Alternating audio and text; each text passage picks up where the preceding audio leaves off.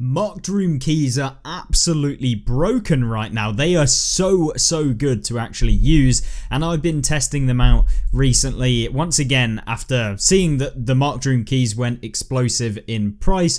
We wanted to see whether or not they're actually worth even opening, and of course they definitely are. Out of the 7 or 8 uses that we've currently used our DORMS marked room key on, I've been able to pick up 3 greens, 2 reds, a black, and also I think 4 yellows. 2 of these weren't actually part of this, but we've got super lucky. Now, not every single DORMS marked room key is going to guarantee you this, but they are definitely giving out right now. And because of the fact that essentially I was trying to hunt down Reshala for a task, which is part of the Jaeger task where you have to take him out, and customs, obviously having Reshala spawning in the dorms was a great way to make myself a little bit more money whilst also completing the task as well. So we've taken out Reshala about 10, 15, 20 times at this point, but so far haven't done it since I've obtained the task, and we just simply haven't even seen him in the dorms just yet. So I'm hoping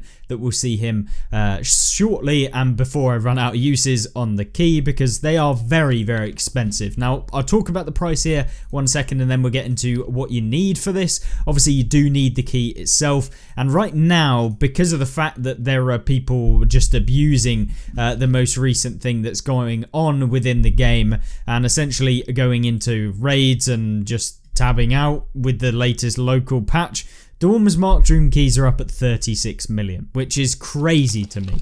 Literally, the fact that these are so expensive shows you that they are giving out, but also they're inflated quite a bit since we used them about 3-4 weeks ago when I first started doing videos on Escape from Tarkov's PVE mode, and of course with the addition of the DORMS marked room key. Back then they were worth about 8 million, so it's crazy to think that they've basically 500%ed.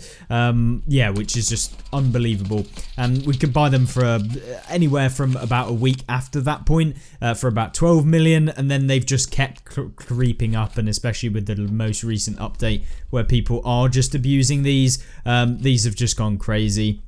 And essentially, they're very good. They do make you a ton of rubles. Back when I was doing it, in one day, I think we managed to make about 100 million in one day of just running DORMS marked room keys, just simply from using these, or maybe 2 days. I think it might have been 140 million, something like that. Either way, it was crazy, and that was profit, by the way, taking away the cost of the keys. So I think we opened about 40 DORMS marked room keys, so a lot of them.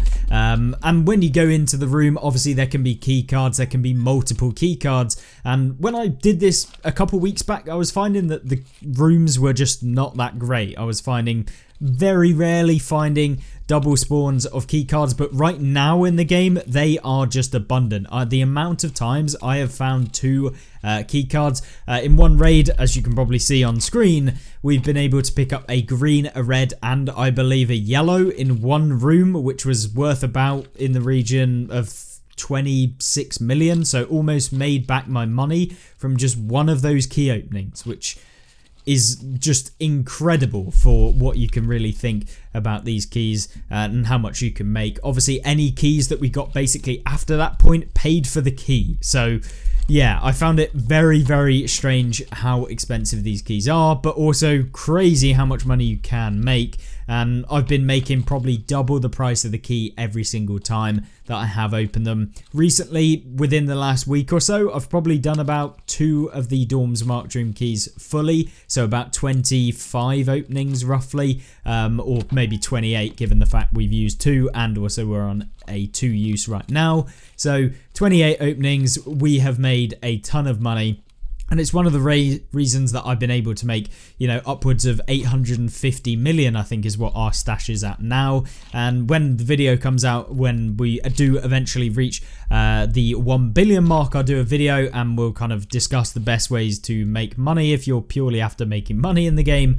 But yeah, there's a ton of ways in which you can do that. But the DORMS marked room key is really easy. Now then, in terms of the loadout, you're probably wondering, what do I actually use when I want to go in? Now, you've probably seen me running an M4, which we managed to really pump up and spend quite a bit of money on. I actually got taken out recently for the first time in like 50 raids or something like that, which was unfortunate, and we lost it because we went round a corner and there were literally 5 PMCs all on the staircase in the dorms, which was fantastic, and you can probably expect what happened after that one. So yeah, it was a bit unfortunate. I think some of them may have even been guards or something from Reshala. So yeah, just a bit of a pain, and that was before we even got the Reshala quest, which was even worse if we'd taken him out and then realised like a couple raids later that we needed to take out Reshala. But either way, we lost that. But you can run pretty much any sort of standard AK variant. They're very, very decent. The one that we're currently using is just a non-meta AKS-74U. Now, obviously, pretty much any of your guns are going to work well in the dorms, but preferably not using a marksman rifle like a DMR, this sort of stuff, because of the fact that a lot of it is close quarters engagements and you want to be able to mag dump someone if you need to. And although you don't want to be mag dumping everyone, you do want to actually be able to, if for example one of the bosses rushes you, or maybe 3 or 4 of them rush you, you want to be able to at least spread out those bullets between all of them, rather than, you know, ending up with a situation where you've got a single fire rifle that is not able to actually take out multiple opponents all rushing you at the same time, especially with the recent AI changes that have come into the game. And in addition to that, obviously on customs right now, if you play, and you have been playing, there is of course the goons, and the goons are broken.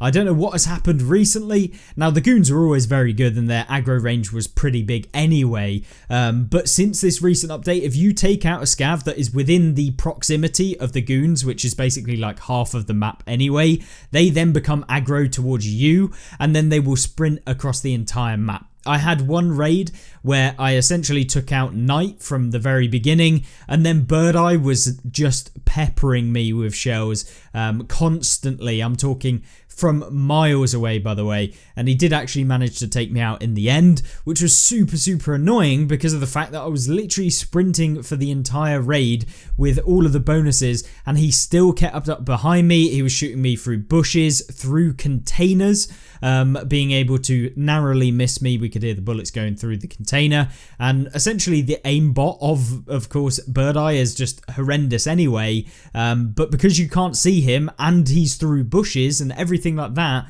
it is basically unplayable when it comes to the AI. For some reason, when it comes to Bird Eye, he's able to shoot through all sorts of obstacles, and he will do that. You can even tell when inside of the dorms, if Bird Eye's outside, he will try and shoot you through all of the doors, windows, whatever it is. He will try and shoot you through even the walls of stuff, and obviously it's never going to hit you because there's like 5 walls in between you and him, but it seems like there is an issue whereby he always knows where you are and will try and fire even if he can't actually hit you. So it's like there is literally an aimbot, at least recently, with Bird Eye. Now, he was always very good when it came to taking you out from a bush or something like that, but the fact that these AI changes I don't think have translated very well when it comes over to the goons. Yeah, not particularly the Knight or Big Pipe, they're not that difficult to take out because they do rush you, and they always have rushed you, and you can get used to it. You can just pre-aim a door and usually they'll come swooping in, especially inside of the dorms,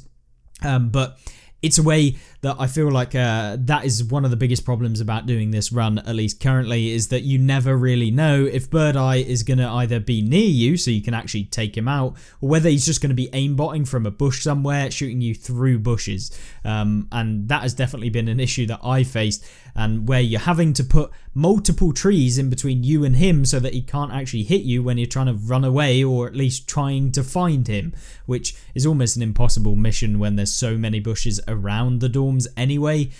So I thought I'd mention it anyway in this video, and something that you need to know if you are going into customs to try and farm the dorms Mark Dream Keep. As far as armor wise, the one that I've been using recently, just because I had quite a few of them, are the Bagari. I don't even know, it's probably not translated like that or actually spoken like that, but either way, I apologize. But essentially, a class 5 armor and above, almost definitely one of the best things that you can do. Obviously, level 6 plates if you've got them, but level 5 in an armor that is going to provide you neck support, thorax support, anything like that is really, really crucial for dorms, because you never know if you're going to get hit in the thorax, right where you could get one taken out by Bird Eye or any of the goons or any of the bosses, etc. So you want to make sure that you are capable of at least potentially stopping some of those rounds. So level 5, level 6 armor is very, very crucial, but it isn't 100, like you don't 100% need it. If you've got level 4, it's fine,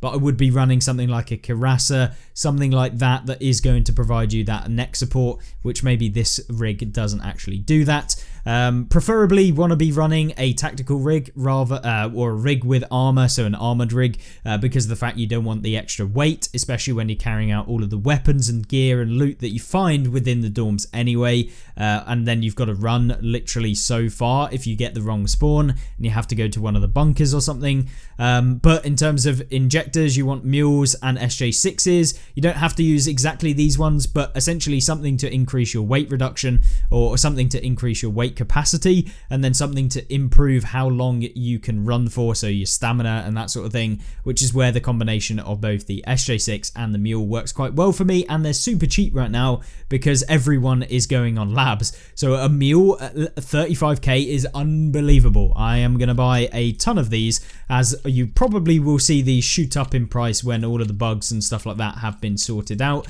and people need all of these stuff. They usually sit at around 100k, so at 35k it is pretty crazy, and I'm assuming that the SJ6s are a similar sort of story. So yeah, I'm assuming that people use these a little bit more because there aren't as many of the boosting stims, but we'll purchase quite a few there to get us through the next few raids and the rest of the dorms marked room keys that we've got. So helmet protection, want a bastion with, of course, the additional plate, armor plate on the front of it, so that you do get a level 6 plate at the top of your head. Which is very good. Obviously side, you're going to get hit by pretty much anyone on headshot, and of course your face. I mean, you can use goggles, but most of the time they're not going to actually stop a whole lot of rounds, especially from the things that are going to be aggroing you, that are pretty dangerous, things like goons, things like Rashala, that sort of stuff. And the guards usually have very, very good rounds, so BT, BP, that sort of stuff. So most of it will just go straight through your helmet anyway, unless of course you've got the bastion plate on the top of it, which I recommend, or any of the alternatives that provide, you know, level 5, level 6 armor on the top of the head. And then whatever you want to run in terms of your earpiece. Backpack wise, obviously biggest backpack you can have. For me, I'm just trying to get rid of some of the crappy backpacks that I've got, because there's just way too much stuff that I've actually got. So using some of these just for eventually when I do get taken out, so that I don't have to keep them, and I haven't insured it either, so I'm not really fussed on keeping these sorts of stuff. But for the biggest backpack, that is what you're going to want to take, and making sure to insure it. But yeah, either way, loadout wise, that's kind of what you want and what you're going to be taking into the raid. Make sure you got painkillers, CMS kit, splint, obviously Calox and the Salewa, very, very good combination, and super cheap as well. And then yeah, just making sure you got an injector case as well for any of those stims, and you can also find stims on a couple of the runs as you go through if you want to pick up extra loot and that sort of stuff. Sick case or docs case to put some of those valuables in if you do own one, but if you don't, not the biggest issue, but just make sure that you have got the dorms mark room key in your pouch either way. So with that being said, hopefully that's given you an indication as to kind of the loot that you can get, as well as some of the openings that we've actually done, and of course some of the loadouts you want to be taking. And just to clarify, this is still very, very broken in terms of how much money you can make. It really is crazy, and hopefully you'll make some money too. So if that sounds good